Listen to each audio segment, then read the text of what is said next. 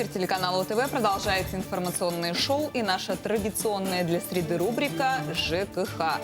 И сейчас будем отвечать на вечный вопрос, который возник у собственников несколько лет назад. Общий котел или спецсчет, если речь идет о капитальном ремонте?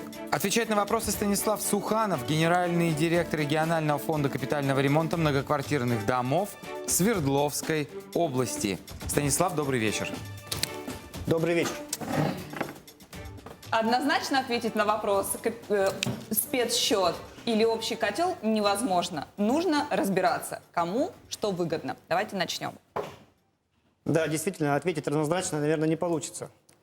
Но все-таки дома более поздней срока постройки это до 10 лет, там, где есть хороший совет дома, такой активный председатель, им, наверное, логичнее все-таки уходить на спецсчет.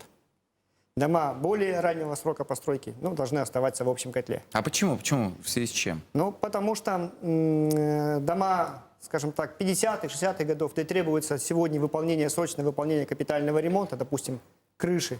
Если они будут на спецсчете, они будут копить на эту крышу только за счет средств своего дома. Все, что они накопили, они могут выполнить. Крыша стоит, допустим, 1,5 миллиона, двухэтажный дом. 200 тысяч собирают в год, им надо на крышу будет копить лет 10-15.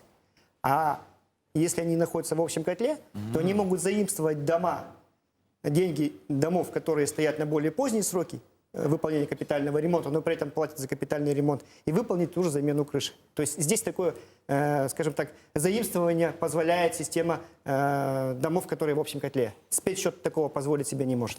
Но я так понимаю, что у нас домов, которые находятся на спецсчете, вообще в целом в регионе не так много, где-то там в районе 15%. Да их в целом в России немного, правильно?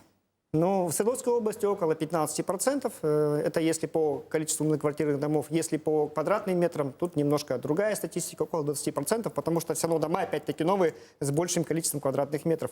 По России все же тут ситуация разная. Некоторые регионы имеют до 60% домов на спецсчетах, но, скажем так, большие регионы, как Свердловская область, Москва, Московская, Санкт-Петербург, там статистика примерно как у нас. Да-да-да, я об этом же.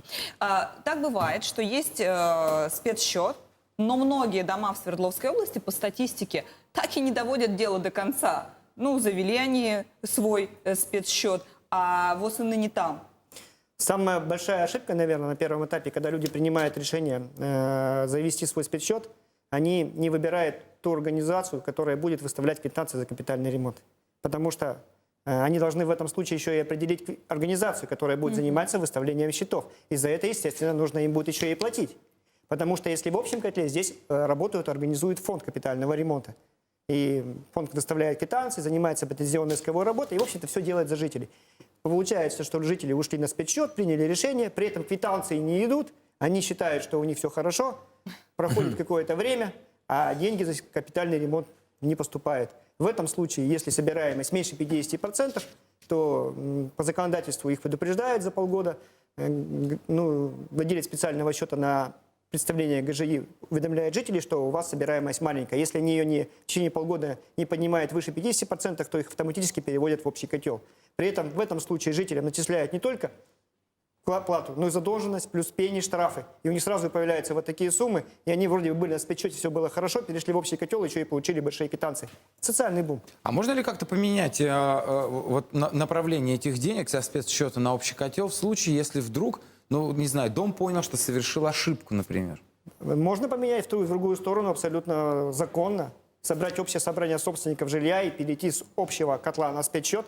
Для этого потребуется год, потому что решение вступает в этом случае через год. И наоборот, если со спецсчета в общий котел, здесь только месяц. Через месяц вступает решение, и люди переходят в общий котел. А если деньги не платились? Был спецсчет, деньги не платились, потому что нет квитанции. Мы же не зарегистрировали, где нужно.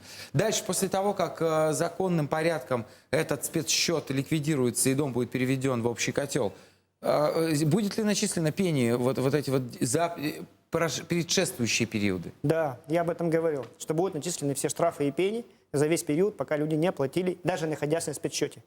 Здесь законодательство говорит однозначно. Штрафы и пени остаются.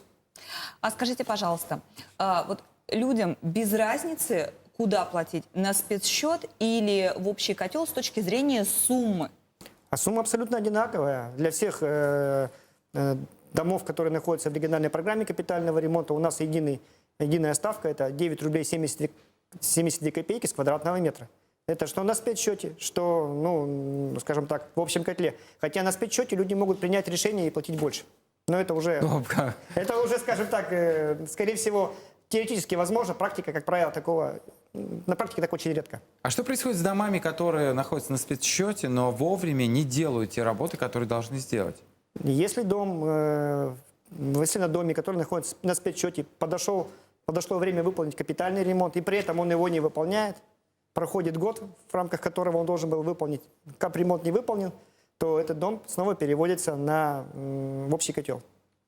Приказным порядком? Приказным порядком. Уведомили и перевели? Ну, раз они не сделали капитальный ремонт, который стоял в программе, они, получается, не выполняют требования региональной программы капитального ремонта. Они его не сделали по каким-то причинам. Да, либо по забыли, каким чаще? либо не забыли, как правило, просто забывают. Ну, Как это Можно может быть? забыть сделать капитальный ремонт? У тебя крыша течет. но, вы знаете, забывают, к сожалению, есть такие случаи, потому что никто же их это не заставляет. Ведь на спецсчете они организуют все сами. Не только начисляют плату за капитальный ремонт, ведут претензионную исковую работу, они же еще и выполняют капитальный ремонт, заключают договор с подрядной организацией, отслеживают качество. Кто это делает-то? Но это я и говорю, это должен быть очень сильный совет дома и старший по дому, иначе спецсчет бессмыслен. Если в общем котле, то это все делает легкоператор. Вот сейчас все звучит, как будто спецсчет это какое-то чрезвычайное усложнение, которое вообще не нужно. Но это ведь не так. Ну, есть же плюсы. Если там действительно очень сильный актив дома, хороший, разбирающийся в жилищном законодательстве, председатель совета многоквартирного дома, то в принципе там есть свои плюсы. Во-первых, они сами распоряжаются деньгами. Они хотят, скажем так, в рамках законодательства выполнять те работы, которые прописаны, являются предметом капитального ремонта, они их могут сносить на более ранние периоды. Это законом предусмотрено. В общем котле этого не получится. Снести на более ранние периоды – это на самом деле большая проблема. А они могут сделать раньше. Поэтому, ну, здесь есть плюсы. Какие-то есть. А что происходит с домом, который вот не сделал этот ремонт, его перевели обратно со спецсчета на общий котел, а ремонт-то не сделан, крыша-то так и течет? Ну, этим будет заниматься региональный оператор. Ну как это мгновенно или это долгий путь? Ну, если он должен был быть сделан, там, допустим, в 2019 году, но при этом не был выполнен, дом в 2020 году переходит на спецсчет, то в 2020 году региональный оператор будет готовить проектно-сметную документацию, а в 2021 году будет выполнять тот вид работ, который стоял в программе. Но уже в рамках, скажем так, требований к дому, который в общем котле. Ну, а какому дому выгоднее иметь спецсчет? Понятно, что новому, но все-таки многоквартирному, где море подъездов и собственников как следствие, или, может быть, даже небольшому дому? Но, как правило, новые дома сегодня, практика застройки, они все равно, как правило, многоквартирные, это свечки. И вот все, что новое, скажем так, там на самом деле логика здравого смысла говорит о том, что спецсчет иметь выгодней.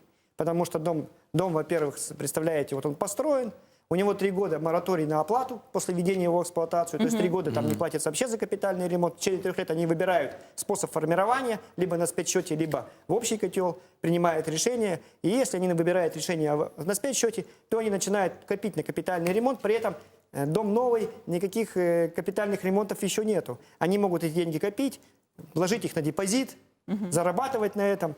И когда приходит время капитального ремонта, даже если это будет раньше, чем в регпрограмме, они спокойно на эти деньги выполняют капитальный ремонт. Кто это делает-то? Кто? Это должен быть тот, кто управляет этим домом. А если вот тот, кто управляет этим домом, оказался человеком, может быть, некомпетентным, и работы, которые должны были быть выполнены некачественно?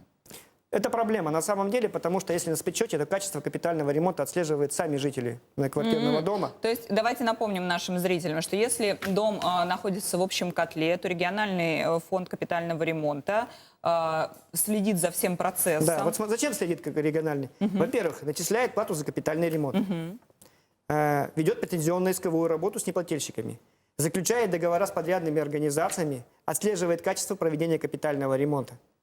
Вот когда на спецсчете, все это делают сами жители. И причем они должны это делать, ну, скажем так, обладая определенным багажом знаний. Жилищное законодательство, как и все законодательство, у нас достаточно вееватое, часто меняется. Поэтому здесь я и говорю, что должен быть очень активный и разбирающийся в жилищном законодательстве председатель совета многоквартирного дома. Это какая-то прям уникальная должна сложиться ситуация.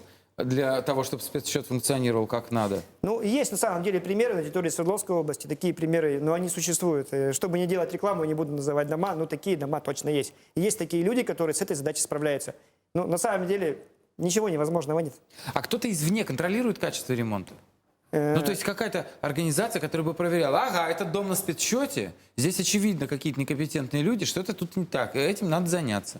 Ну, вообще, весь процесс домов на спецсчете контролирует государственная жилищная инспекция. Это епархия именно ГЖИ. Но и то по жалобе жильцов, правильно? Если жильцов что-то не устраивает. Да. Зачастую по жалобе, потому что они реально не успевают заходить в каждый дом. Это надо понимать.